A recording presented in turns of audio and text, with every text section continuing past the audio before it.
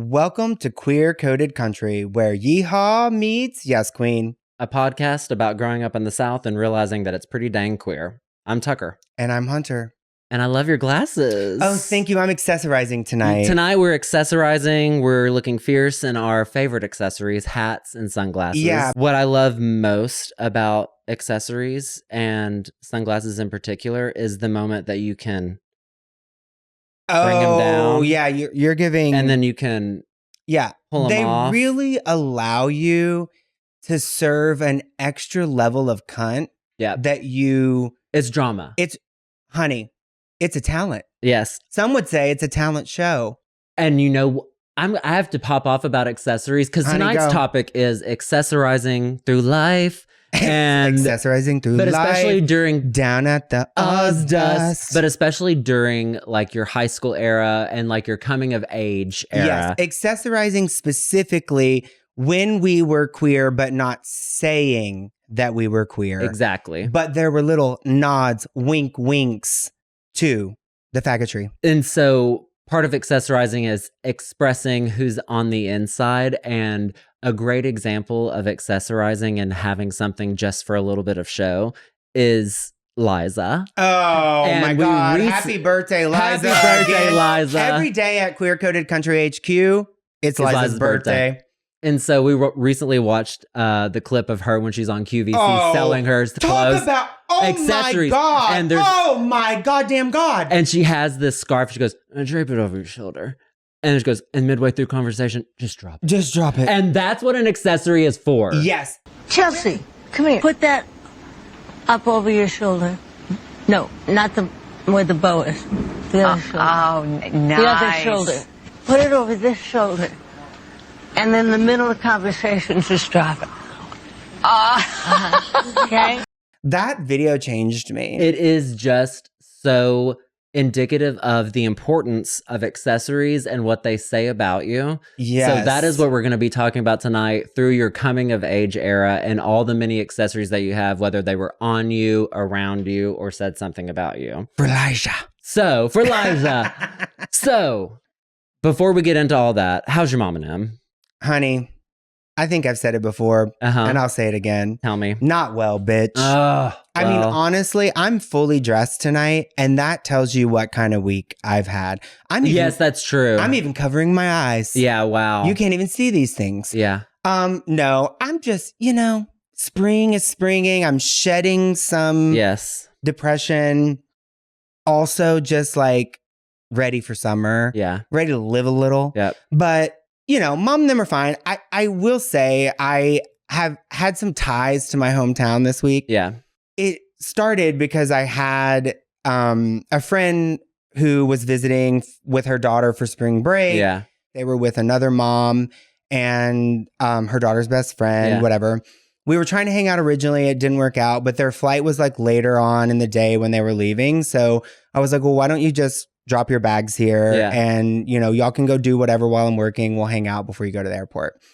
So they did, and they came back, and the mom friend and other daughter were here as well. And, I'm just me. Yeah. I'm just living. I'm just, and only way this we know is like to one of be. my best friends. She knows everything about me, this and that. Well, we're here. It's a pretty brief interaction because they came back later than expected. And I noticed that the friend is looking at me like I'm an alien. And I'm like, whoa, it was so crazy that I noticed it, right? You know, I fucking hate kids. I famously want nothing to do with them. So I'm a little tuned in with showing up for her daughter because I love her and I want, she was so excited to see my apartment and I was so excited to hear about New York. You know, I'm trying to get all of the Jonesboroians to come to New York. Yes. So anyway, I'm hyper alert because there are children around. Sure. And I noticed that this poor kid was looking at me like I was fucking nuts. So anyway, long story short, everyone goes down to the car, but my friend stayed back and we were just chatting. I was like, girl, why was she looking at me like that? What was going on? And she was like, oh God, let me tell you. And I was like, what? And basically, they this woman, the mom, had to call her husband to get permission to come into a gay person's apartment. Wow. I was That's like... all I have no other words. I was like, whoa, that's where we're back at. And also, thank goddamn God I wasn't aware of that before, because if I had known that there was permission that needed to be asked, I would have been wearing my brand new, fresh out of the package, Jesus Christ on the cross thong when they walked in, high heels, maybe a butt plug in, and I would have been playing Mayhem. Wow. I'm sorry, because that is so messed up to hear and even like learn about after the fact. Like, yeah, it's but it makes wild. sense. Imagine asking a man permission for anything. Let's say that. I mean, first of all, but like, it's 2025, honey, and we're asking permission to enter a gay man's apartment. Who's helping me out? Honey, I should have gone through that bag. That's right. I should have gone through the bag. I should have found what was in there, reported it. Like, honestly, are you kidding me? Good luck, babe. Good luck, babe. I am so sorry, Hunter. Don't apologize. I'm going to ruin her life later. Okay, exactly. I was actually, this is all tied in because also when I was telling Brian this story, I was like, it was tied in with some other conversations. And I was like, I want to have fuck you money one day to the point, mostly so that I can like buy up property in Jonesboro, convert it to queer spaces or queer, like out, like it looks gay. Yeah. Even if it's just an empty building, just take over the whole town and make it gay and just let it sit there. An outpost. It's literally just, it's art. Yeah, it's trolling my hometown. I mean, the goddamn church is... Prada Marfa. Bitch. Basically. Honestly, should we do that on the commune? Yeah, duh. Okay. Anyway, it's basically a fuck you, but also the churches were doing that growing up. I was in a dry county and the churches would buy all the liquor licenses so that restaurants couldn't have them, so that restaurants couldn't serve alcohol. What? Baby. Oh my God. Jonesboro Christians are another breed. Next level fucked up. Which brings me to my next point about how my mom and them are, because I did say, oh, I'm already on fire. All right. I did say recently that I'm in my Facebook fight era. That's right. Also, simultaneously, while in the era of permission to enter, Parliament John's is what I call my apartment. So moving forward, if you hear PJs, it's here. John's. They canceled Jonesboro Pride. Gasp. Gay gasp. Tucker gasps. Like. But also, as you did the research on, we've later learned that it's like a resourcing and bandwidth issue. Yes. Not due to the political climate, but also the political climate is not helping. Not out here supporting the queers. That's right. Anyway, so this guy from high school, I love Facebook. We've talked about it. I got to keep up with the drama of the hometown. And this guy that I like knew in high school posted like in outrage. And I was like, yes, go off, sister. Thank you. Yeah. Straight ally. I clicked in to the KAIT Region 8 article posting it.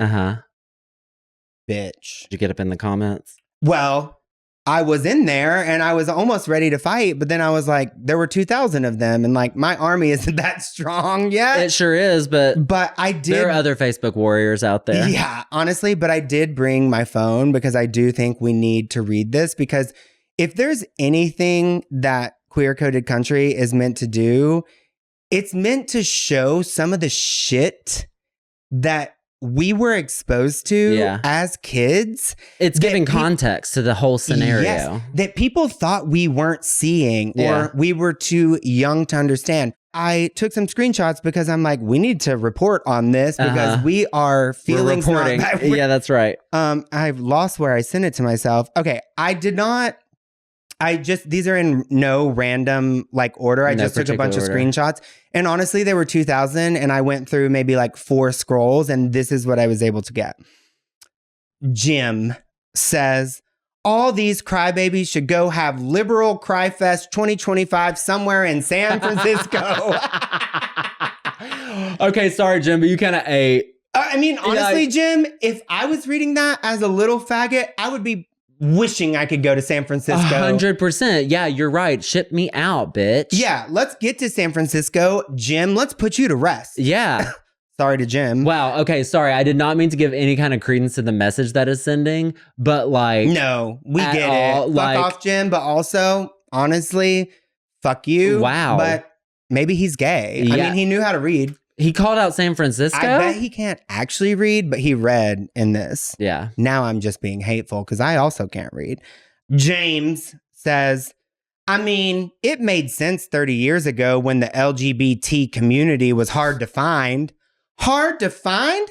With internet and social media, it's easy to find pride anywhere. You don't need parades and events anymore. Who was this? Who is this? James. James. Hard to find? When it was hard to find? And you don't need it anymore because it's not hard to find on the internet? We are fucked. Like, this is so telling. We are fucked. Yeah. Like, what? This is what people are saying days ago. Yeah. We're fucked. Good. Praise God. If you are gay, bi, or whatever you call it, if you do not repent and turn from your sins, your eternity is hell. Plain and simple. God says man shall not lay with a man, nor woman with woman. It's an abomination. Well, honey, I fucked someone in the underwear party that looked just like Jesus. Took it like a champ. But to your whole point in bringing this up about this is the context in which people are growing up and the messages that people are getting sent. And even no matter what age, even if I had not read that post, that is reverberating through the community around me. It's just a representation of what's happening out there in your neighborhoods. And people hear that regardless. And that is why people remain closeted and fearful to be their authentic selves and to even accessorize to how they feel internally. But also, this is all tying back to me, like, this mentality, but on a different topic, informed my 10th grade abstinence essay. 100%. Like, that is the point of this, is that this hate speech and this narrative is being infected in children so much so that a poor little girl sits in my apartment and looks at me like I am a villain or an alien or something to be scared of. Lack of compassion. Sit with that. Yeah. Title holders. Yeah.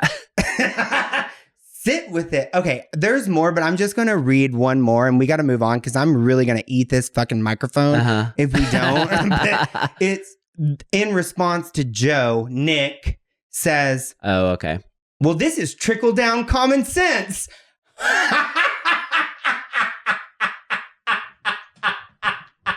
I'm sorry, what?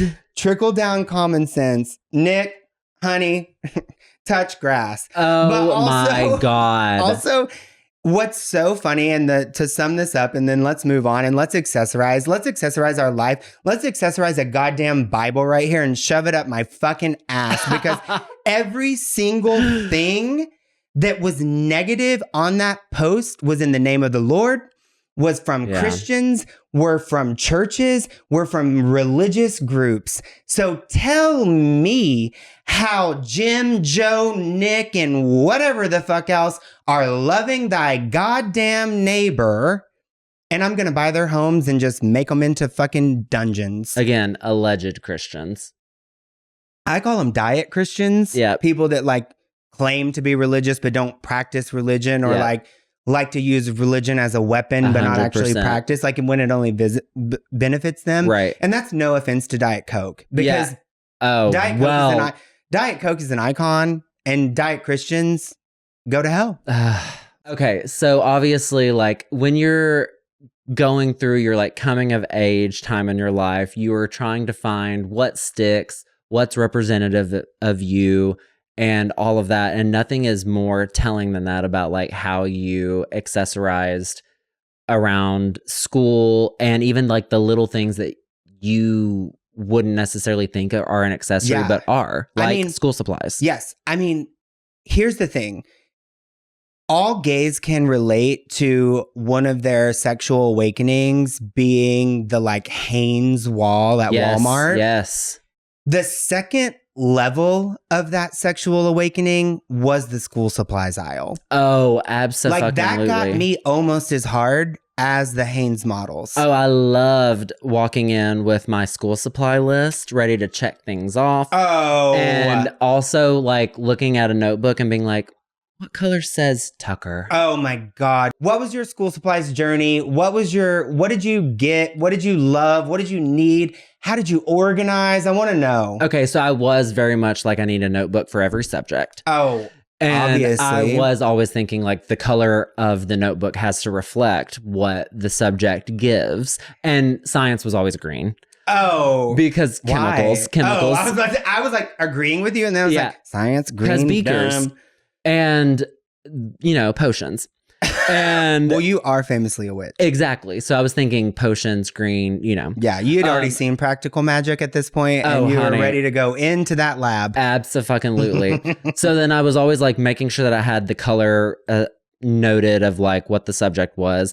And I also do remember always walking in and being like, I can't wait to accessorize and like express how I really feel. And then realizing once you get to the school supply aisle that you actually do need to protect yourself a little bit because you can't have a pink binder, zip up binder and not be called a faggot. Gay. Yeah. Well, you wanted to buy Lisa Frank. I know that's...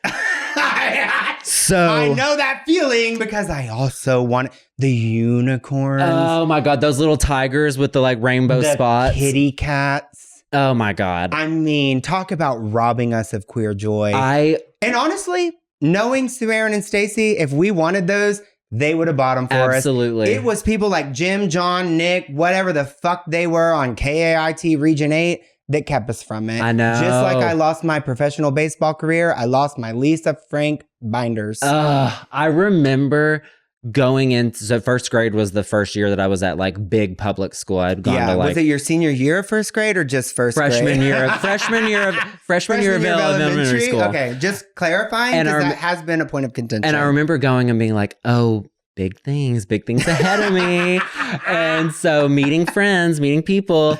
And I remember being at the lunchroom and looking around and seeing like the different like accessories that people had. And I remember this girl next to me had a Lisa Frank lunchbox. And oh my God, lunchboxes. Yeah. I mean, honestly, an accessory. 100% because they make lunchboxes, especially for young people, like very tailored to interest and like cartoons and things. And I don't remember all of the lunchboxes I had, but I remember being instilled in me so hard that for boys, like you had to have a specific type of lunchbox. Yes. And so I was like looking at all the lunchboxes in the aisle and I was like, I guess Green Bay Packers. Oh. And no, I'm not kidding. No. And so I was like, I guess I'm a Packers fan. Green Bay Packers lunchbox is what you chose? Yes, because those were the options before me. And I guess like, God damn, we are really doing a disservice to youth around the world. I have 2 lunchboxes before me. One of these lunchboxes. Oh my God. And it's Green Bay Packers. Tampa Dolphins. Or the Green Bay Packers. And I knew Dolphin would get you canceled. Yes, exactly. It was too risky. Yes. But I never learned my lesson. But so I remember carrying that around and like having to make that my persona was like, oh yeah, Packers fan, baby. And that is what my level of accessorizing was at the time, is like wanting to pick the things that I actually wanted. I wanted the Kimberly binder or whatever. But a trapper keeper? But yes, exactly. Oh, bitch, a trapper keeper. Oh, and speaking of accessories, I had in the trapper keeper, that's like the mothership of the, that's the headquarters. That's high school. That's the headquarters. Yeah, we're getting ahead of ourselves. No, but that is high school though, where it's like, okay, now I just want a bunch of single space paper and divide them with the dividers and the little subjects, but also matching the clear dividers to the subject. My God. So green, again, science. I was similar, but I was a little bit more function driven. Maybe that's the Virgo in me, but It started in fucking kindergarten. Did y'all have the mats that you napped on? No. What were y'all napping on the floor? I went to you didn't a get school a nap where we in didn't nap.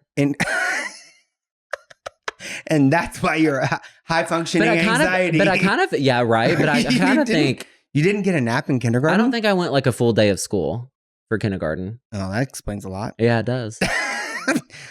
Wait, I really don't remember. Oh, trauma blocked. Yeah. Okay, well, we napped. Yeah, honey, we were napping nap. In kindergarten. Maybe we did. We were napping, and we had these mats. They're like trifold mats. And that's what you pulled out for nap time. Well, you know, Stacy, famously extra, one of our good friends, like sewed really well. So most people just like laid their mat out and like just slept on it. We had covers, hand sewn covers that went on the mat, picked out with fabric that we chose. Stop. But it was obviously Western at the time and like very country. And so that's where it all started, honey. Wow. From there, which also... trying to stand out. Honey, I had a mat cover, yes, bitch. Exactly. I was performing on the mat cover. Also, wow, talk about access to trauma. Also, in that kindergarten class, my kindergarten teacher is now my sister's ex-husband's mom, ex-mother-in-law, that my mom cussed out and said, like, what do you think this is? The fucking Goodwill, you stupid bitch. And it's a whole drama. But also, I'm recalling that during this accessorizing era where we were learning to express ourselves, in kindergarten, I was playing mom and dad house with all of the girls. Yeah, of course. As I should. And I put on this Snow White dress. And bitch, you know I was living in the Snow White dress. Yes. I was playing with two friends, Wesleyan and Lacey. I was besties with them. They were in my kindergarten class. And we were supposed to go to art. And we didn't clean up in time. Clean up. Everybody do your share. Well, I wasn't doing my share and I didn't get out of my gown. And all of a sudden they're like, well, you didn't get undressed in time or whatever. So we have to go. Well, Safe Space was with Wesleyan and Lacey playing house in the kindergarten room. Not Safe Space was traipsing through the entire elementary school as a man I was a little boy. Right. In a Snow White dress. And we had to cut through the cafeteria. Oh, during lunch? Yes. Wow, this is accessing trauma. I think I need to cancel the rest of this episode and sit with that because that fucked me. And so you're saying you felt like some level of like shame or embarrassment? Oh, I was hassled, howled, made fun of, yelled at, hackled. Yeah. Someone probably threw their corn at me. Like, I don't know. Trauma. I can see myself. I'm going to take a deep breath. I can see me walking through the cafeteria right now. Yeah. And bitch, I was accessorized. Honey, talk about accessories. I was accessorized. Jealousy, hello. That's what they were screaming because of. And then I had to sit through all of art class in the Snow White dress after being harassed by the entire cafeteria. I'm sorry. Stacy's going to be pissed when she hears this. I'm like, she's going to go to the school. Up. What the? Yeah. And then sat through all of art class and then had to walk back to the classroom and then finally got to take the Snow White accessory off. We're calling it an accessory. We're reclaiming it. But like, oh my God. Like. Yeah. Wow. Fucked up. Yeah. Anyway. Nothing wrong with a little kid wearing a Snow White dress, but really messed up that somebody knew what was going to happen. Yeah. Continued to make you do that. Yeah. Wow. Abuse. Well. Anyway, moving on. I was very drawn to the visuals, the like colorful, but I was more like a function girly. Yeah. So I wanted like the most organized coloring or where you put your markers and your crayons. Like everything had a place. Everything had a place. I wanted to be organized. I was color coding. I'm still color coding. Yeah. If you get an email from me and it's not color coded, it must not be that important because I love to color code bullet lists. And I was always the same, just like different color for everything. I couldn't have duplicates. And then you associate those colors with those things in your life, which is like you with science and green. Yeah. I remember I had a purple notebook for reading, and that was gay, and I didn't read. And gays don't read. Well, these gays. Yeah. Smooth brains. Well,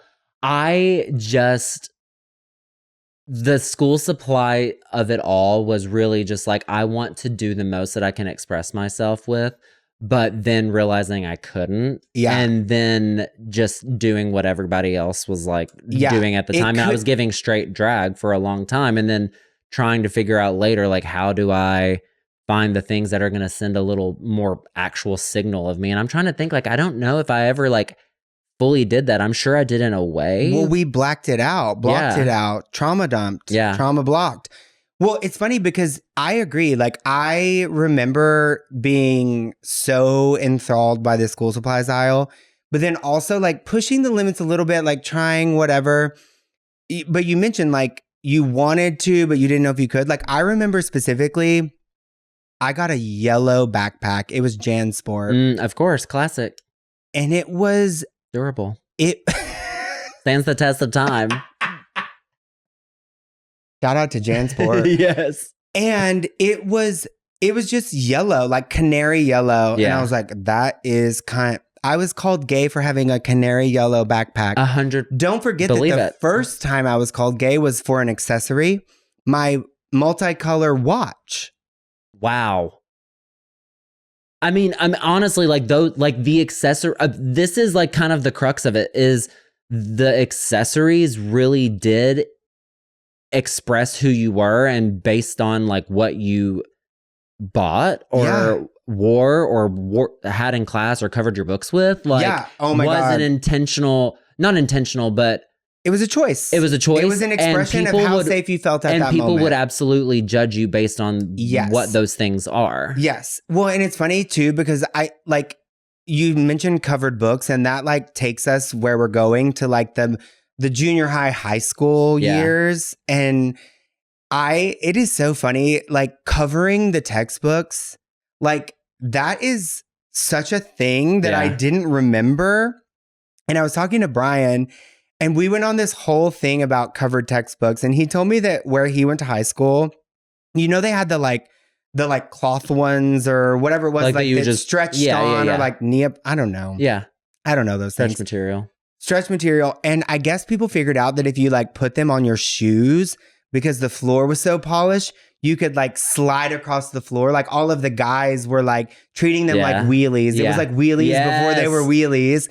And so all these people are like using these book covers, whatever. So the next year they were like, well, we can't have that. We can't have people, whatever. So the solution was to use like grocery bags to cover them and then like decoupage them. Oh. Which is like, like using like a paper bag and like, yes. And so Brian was telling me that like Brian was probably not participating in the wheelie slides, but he was like, oh, then we started decoupaging, and it was like a whole vision, like a vision board on your textbook. Oh my God. Yeah. He was like, everything had like an Art Deco, like landscape vision for like every book, and everyone else was just like pulling clips from like magazines or whatever.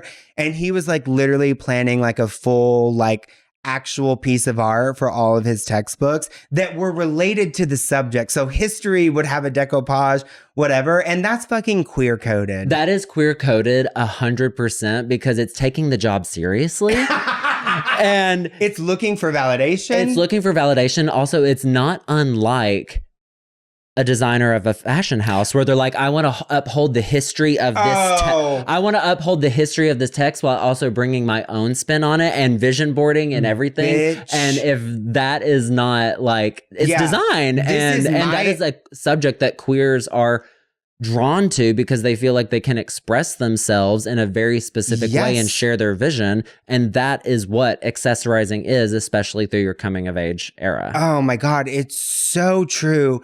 And the amount of money I would pay to see how Brian decoupaged his history books. Like, I want to see it. I want to see it. I would pay so much money. He's got a vision. He's a visionary. Yeah. A creative. Yes. And honestly, but we did the same thing. And I would just get the slips, but by that time, I was a little more daring. Mm-hmm. I remember one of them had like almost like a lava lamp effect. That was probably my science one, was like a lava lamp, whatever. Because when you cover your books, you famously don't know which is which. So you've got to remember know by the design, yes. which one is the design. Yep. What were you covering your books with? So I never ended up actually covering my books. DeWitt didn't cover books. No, you were careful with yours. People did, but I was kind of a purist. And you wanted to see I was giving that clip art on the cover? Light academia. And I really wanted to be like the books visible because, again, I was an only child, so I was watching a lot of TV and watching a lot of media, and I would see people in like schools and like carrying their books, and like they had some accessories. But yes, so I was Brooke like, Wyndham, I was very much like wanting to keep with that look. And I also remember talking about an accessory. This isn't necessarily an accessory that you carried, but it's how you carried yourself.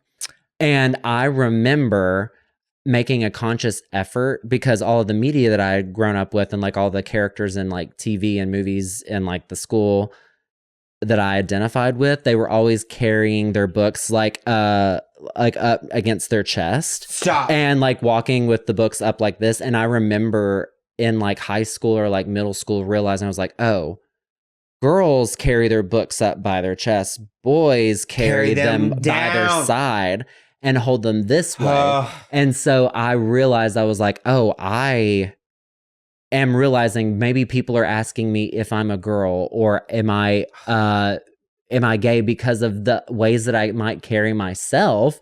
And that was 100% one of them. I was like, oh, in order to fit in and to do all the things that I can as much as possible to not be clocked as gay, was to put my books down by my side and walk, and not up to my chest, when I really wanted to prance through the hallways, carry those books to my chest and sit down. And I got my pen, my other favorite accessory, and take notes, baby. Tucker, I'm literally getting so deeply emotional because I had that same conversation with myself. Yes. It's crazy. And I like literally remember, I'm like crawling in my seat. I remember like these visuals of like prancing through a hallway. Yeah. Like so confident. I wanted to have the books. I wanted all of this stuff. And think about the fact that we were like so eager and so ambitious. Yeah. And when we walked in, what we were thinking about was how we were holding books. Yeah.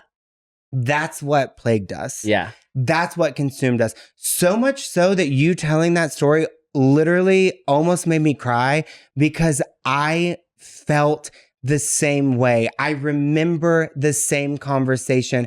I even remember feeling like I couldn't put my backpack over one shoulder. Oh, that's the best way to wear a backpack, by the way. Honey, it serves cunt. It serves attitude. It serves I'm going places. It serves I was too busy to give both shoulders. Yes. But here we were, concerned that we would be called a faggot as early as middle school. Yep. For how we were walking through the halls of where we were supposed to be educated and safe. School shooting, not safe. And I'm concerned about how I'm holding books in my backpack. Yeah. Yep. Wow. It's deep and dark. Not only what the accessories say, but how you use the accessories. And honestly, I want to give both of us credit, because we probably don't remember a lot, to be honest, because it's dark. But I know that even despite all of that, like I still bought the yellow backpack. Yes. I still sometimes you can't help yourself. Well, bitch, I am. In a colorway so beautiful. Honey, I was born this way. Hey, I was born this way. Hey. Like, you can't help yourself, right? Like, there are certain things that was like, I bought the yellow backpack, but I wore it on both shoulders, right? I had the crazy skin sleeve, whatever, but I carried them like a boy, whatever. Again, it's just, It's a lot to think about. That's what we were thinking about. Yeah. And that is like what we're talking about is like all of the things that are messaged to us and we see growing up as like things, and it ultimately is just like everybody's trying to express, but that is also like what makes it a little queer coded is trying to express what's within, even in people who are straight, like trying to show a little bit of who they are and how they carry themselves. But there are also things that are like not necessarily school supplies, but you had around to like get you through and show who you are. You brought this up to me. Tamagotchis. Oh my God. Because throwing it back because to that's the kind of Tamagotchi. an accessory too, because people would clip them on their backpacks and like fling them around. And I had the Dalmatian. Well, I've got a story about a Tamagotchi. Do you want to hear it? I have been dying to hear your story about Tamagotchis. Well, now I'm going to talk about it. Okay. Speak on it, bitch. No, so literally, it was first grade. It was the same year that I discovered this fabulous like Lisa Frank and like people being able to like share their passions and their things. And obviously Tamagotchis were like a really popular thing at the time. Well, I had a Tamagotchi, and you know what my Tamagotchi was? It was Sabrina the Teenage Witch Salem. So I had the Tamagotchi, and everybody was like sharing and bringing their things to school. And I remember bringing it to school one day, and then one day I couldn't find it. And it was gone for like what felt like months. It probably could have been weeks. But what felt like months. Salem? So I was so distraught. And then I realized that and then on the last day of school, I was sitting next to my desk mate, and literally it was about to be like car line. And then I heard the beep, beep, beep, beep, beep. Someone stole it? Yes. And I looked, I went underneath and I saw it in her desk, and I snatched and I said, Miss Jackson Savannah stole my Tamagotchi. Talk about a reveal. I will never forget the moment of drama that I had around that, because I was vindicated because I knew I had lost it. I am selfish. I am wrong. Exactly. They wrote that about that moment. So luckily, I knew justice from an early age. And justice is the best accessory. That's a Housewives tagline. Oh, yeah. Oh, wow. My God. Say it back one more time. Justice is the best accessory. Oh, my God. Yeah. Write that down. So, okay, obviously school supplies, but as you get older, you start to have more accessories that come with you. And it's not just necessarily what you're carrying in your backpack, but it's also like what you're putting in your locker. Period. That really changed things. That took school supplies to the next level. Yep. Because not only now are you buying what you're going to present in the classroom, you're buying what you're going to present in between classes when you watch all your heterosexual friends flirt with their boyfriends and fantasize about a day when you'll have one too. Yeah. We've unlocked a level of trauma that we might not be able to go back from. There's nothing you said that's wrong or a lie. So anyway, how were your lockers divided? Like how is it determined who had which locker? By number. Like very anticlimactic. Like by number and alphabet. It was like alphabetical order basically. So I was like my last name. So did you always get a bottom locker? Oh, no. I don't remember if I ever had a bottom locker. I think I always had a top locker. The irony of it all. But you said it, not me. But you know what the sad thing is? I never decorated my locker. No, really? Yeah, never. That feels so uncharacteristic for you. I think it was because I knew that the things that I wanted to decorate with would have gotten me clocked as being gay. Yeah. We were, of course, originally divided by gender. So it was girls on one side, boys on one side. And title holders that I might have gone to high school with, fact check me on this, but I think it was by like arrival time to like get your locker. Like we had to go to the school before school started, like sign up, get a locker, whatever. So I'm going to bet, again, probably block this out. I don't think I decorated my locker when I was on the boys' side. Yeah. Then one year, I don't know what happened. We were all able to just like get lockers by whoever. And I was by my best friends, Devin and Paige and Ellen. Sounds like a great time. That was a decorated motherfucking locker. Oh, of course. I had pictures up. I had one of those like dividers that would like give you multiple. I had a split level. I had a split level condo, honey. Yeah. I had layers. I had nuance. I had organization. Of course. I was going in texting on my BlackBerry Pearl before every class because we couldn't take them into the classroom. Of course. I was living, honey. That was peaked. I mean, peaked in high school with my locker. It's sad. I was looking forward to having a locker so bad because I had watched so much television of like people having like in between class combos on. Well, they lied to us. Though. Yeah, it was a lie. That was a lie. No, you know what also is a lie, and it's an accessory for lockers. Locks. You didn't lock yours? No. Honey, you were just getting robbed out there? They did. I guess you could have had a lock, but I remember one time bringing up, I was like, oh yeah, getting a lock for my locker and getting roasted for it. They're like, oh, what are they afraid? You're afraid they're going to steal your books? And your covers? And I remember I had to go to the bathroom and cry because I was so upset about getting roasted about like having... Being concerned about having your property stolen? Yes, exactly. Thank you. Being a rule follower? We were mistreated. Yeah. I mean. Anyway, you said something. I had locks, but now I'm remembering that I would just leave the code always done. So I would just pull it in and out. Yeah. But also, like, please still am I Whitney fucking Rose? Still. Yeah. Stillin'? Yeah. I'm hilling and stillin'. Please still my book that I'm not going to learn anything from anyway, because you know why I didn't learn anything? Because you know what education in my town was? Okay. It was let's go around and let's read a paragraph each and everyone gets assigned a paragraph. And so instead of listening to everyone else's paragraphs, I'm counting how many people until my paragraph and practicing it because I don't read good.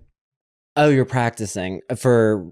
Okay. For my time on stage to read my paragraph. But I mean, talk about a talent show. Oh, honey. Bitch. When I was reading about my talents, or not talents, my educational moments. Honey, oh my God. I was ready to be called upon to read. Oh, honey, you were extemporaneously reading the textbook. I said, give me a subject. Give me I'll teach this class.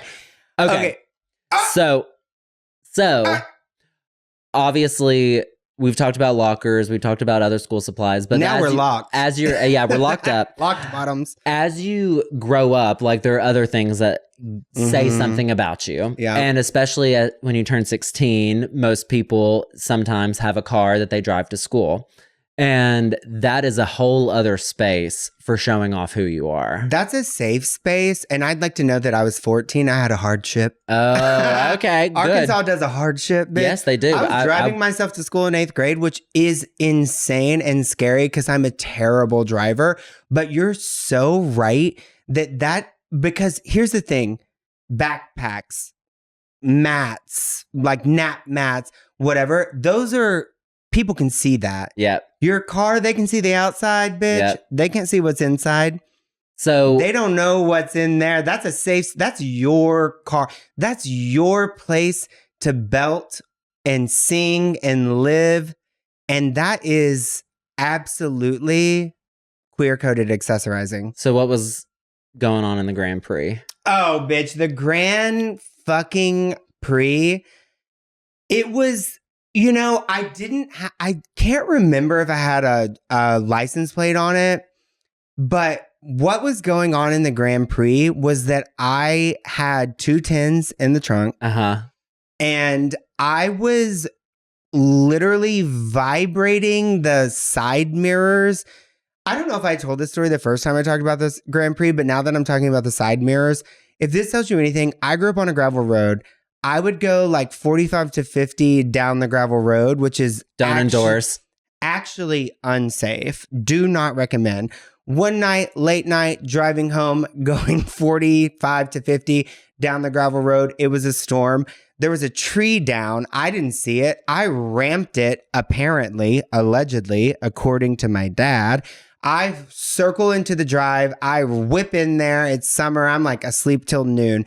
Dad comes home from lunch. He walks in. He says, son, anything you need to tell me? And I'm like, no, hey, how's it going? He's like, found this in the tree. And I was like, what tree? And what did you find? It was my side view mirror that had been ripped off in the tree that I ramped that was down in the road that prevented him to getting it to work because it was so big. And I had ramped it. Anyway, so what was going on? There's nothing a Grand Prix can't take. Honey, so what was happening in the Pontiac Grand Prix was that my music was so loud that I didn't hear myself run over an actual tree in the road. And also, I would like to note that my music taste was an accessory. I was going from like George Strait, Amarillo by Morning to like Wicked to like literally anything you could. 03 Bonnie and Clyde. Honey, I was vibing. So in the Grand Prix in my early days, I was just vibing. The aesthetic was vibes. Yep. So you just said something, and the accessory to a vehicle is 100% the CD binder or the thing that you would put on the visor. On the visor when you pulled it out because you had to pick and choose. And you know what else is an accessory? How you decorate your CDs. Oh, well, we already know that I wrote making love music on mine. But like that is part of people getting in your car and coming into your space, and you're like, welcome home. Yeah. What do you want to hear, honey? My friend Brittany had a Pontiac Sunfire. Don't remember those. And they were tiny, tiny cars, and they had 2 front seats. They were not a sedan, it was a coupe. And then so you had to like move the seat to get in the back. It up. Yeah. And it was so tiny, but we would fit 4 or 5 people in there. Oh, pile them in. And she was an icon. She's a title holder. Oh, hey girl. Because she had like pillows, seat covers. No. She was accessorized. Did she have a steering wheel cover that was like fur? Yes, absolutely. That was such a thing. I don't know if it was fur, but she definitely had a steering wheel cover, and she had like seat covers, but I definitely remember in the back window of the car, like she had like a smiley face. Like it was so... I have a question. It was so fun. What was hanging from the rear view mirror? Ooh. Like dice? Remember the dice? I think she just had maybe air fresheners. Don't you dare talk about air fresheners. My fucking dad is Glade's biggest client. The one that sticks into the vents? Yes. Yes. And my whole life, I've had allergies and wondered why. And it's fucking Glade. And honestly, they were all over our house. They were in our cars. The little trees that hung down. Oh my God. Well, that is an accessory. When you get in, you want to step into an environment. Yeah, honey. This was a safe space. Well, in small towns like us, there's dirt and mud on the what do you call that? WeatherTechs, on the WeatherTech mats. Oh, shut the fucking fuck up. So you got to fresh the place up. Well, I also want to note something else that I famously know to be an accessory of a vehicle. A fucked up horn. That was my accessory. That outed you, that honestly. Carnival coming? It's a 97 Chevy Silverado. Also, with vehicles, like obviously it's like the interiors and it's also the license plates. Oh. And like what you want your license plate to say, your like vanity license plate. And I had one. Of course you did. Was it airbrushed? It wasn't airbrushed. It was black, like lacquer background with galvanized metal stickers. And because you know, like a toolbox on the back of a truck. Yes, I know. So it was galvanized metal stickers, and it said "tatted up"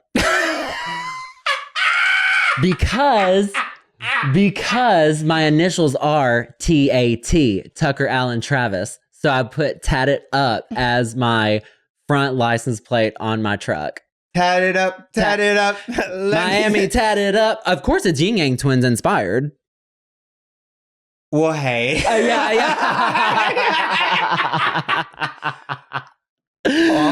I have nothing to say to that. And I think I still have it. Like my parents still keep it. Like I want it right here next to Reba. Yeah. So Aaron, send it. Keep it. Send it to Daryl. Yeah. I am absolutely the license plates, the airbrushing of it all. Oh, that. I think that, I don't know. I mean, again, I think I had, I was like trying to signal that I was getting out of town. Yeah. So I think mine were always Razorback. Yeah. Like whatever. Because that was like 100%. butch. Yeah. Butch. Yeah. That was like butch. And it would give me like, oh, I'm getting out of town. I'm a Razorback. Yeah. But like, I'm straight. Yeah. But also like, I probably fucked someone in the back next to the tins. To gasolina. What's vibrating, the 10 or? My bussy with the Jesus Christ thong on. Okay, but similar to cars and like those being safe spaces, like let's bring it home. What was your bedroom like? Like what were your bedrooms like? Because that was like the ultimate safe space, right? And in the early years, it's kind of dictated by like your parents, whatever. Yeah. But like what was your bedroom like when you were able to decide? I think this is the theme for me. I continued to not accessorize because I was so aware of what the accessories might say about me. I knew from an early age what accessorizing was all about. Yeah. And still to this day, I mean, look at your outfit. Right. Well, and I also like my room from like 6th grade until like this last year was a theme. It was like a nautical theme. And so my room was already themed. Sailors? So yeah, basically I had like this wallpaper that went across the room and it was like an old map, like an old world map. Okay. And it was like red, blue, Traveler. Nautica bed sheets. Bitch. And so I was like, okay, well, this is the aesthetic.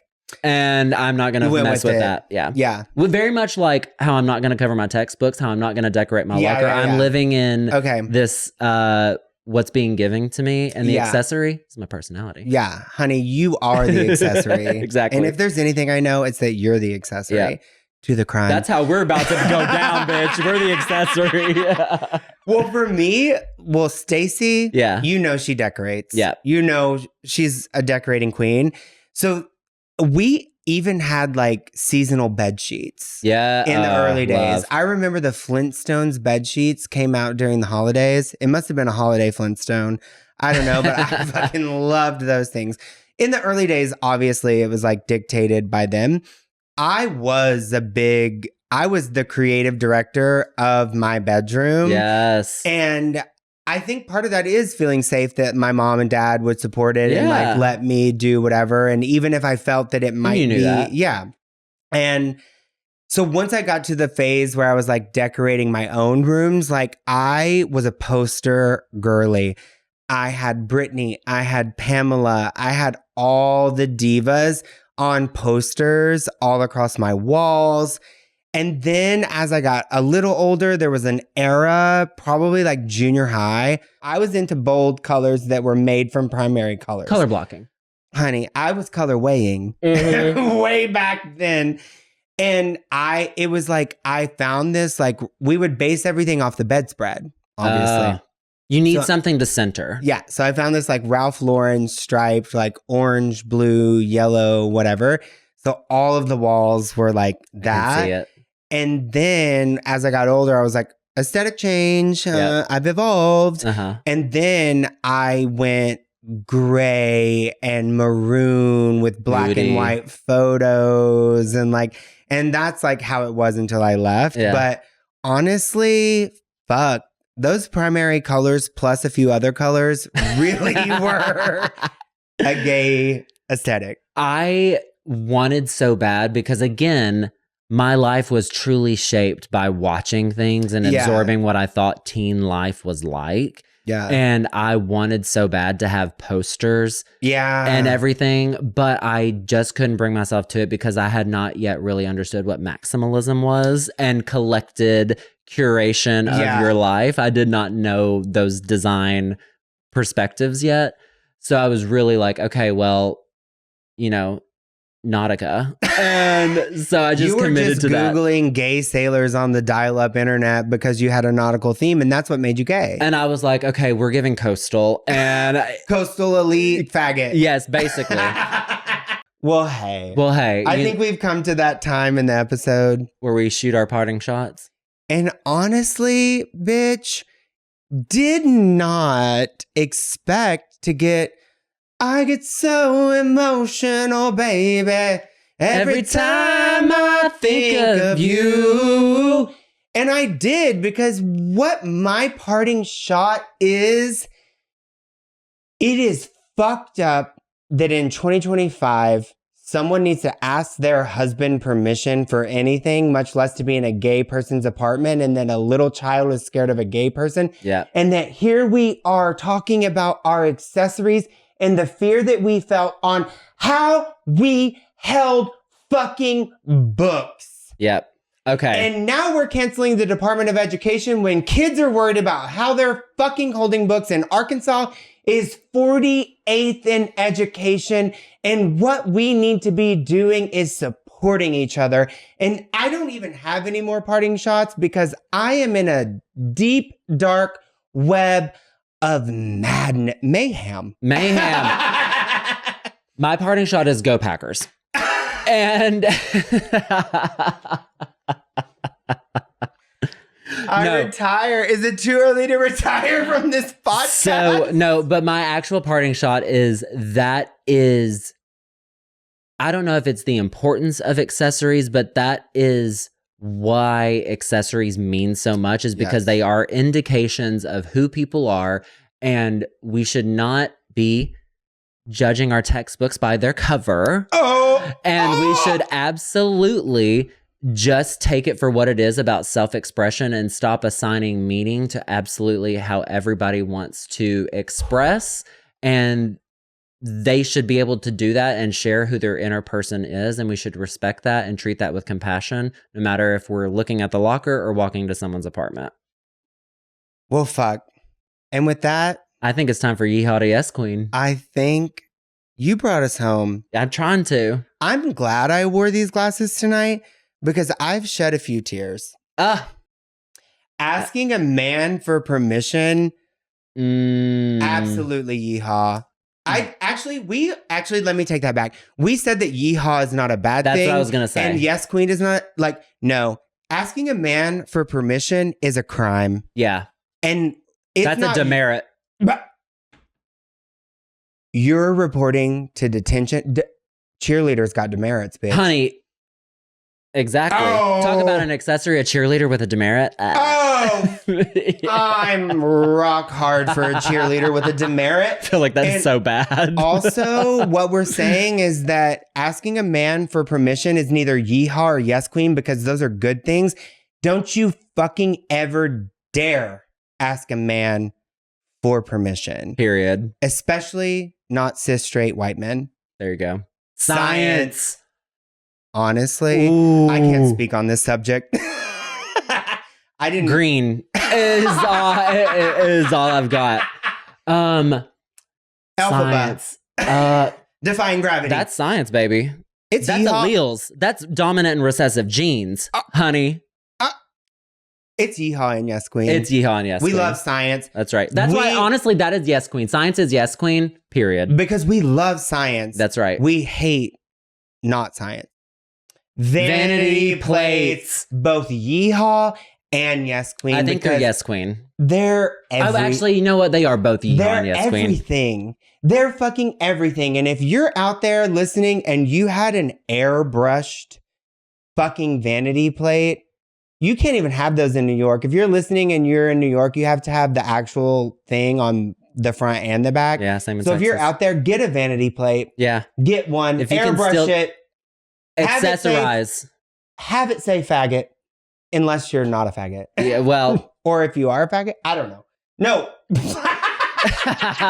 You were just. And cut. Okay, and on that note, I think we say, y'all come back now, you queer. Queer Coded Country is created and hosted by Hunter Poole and Tucker Travis, produced and edited by Sammy Junio.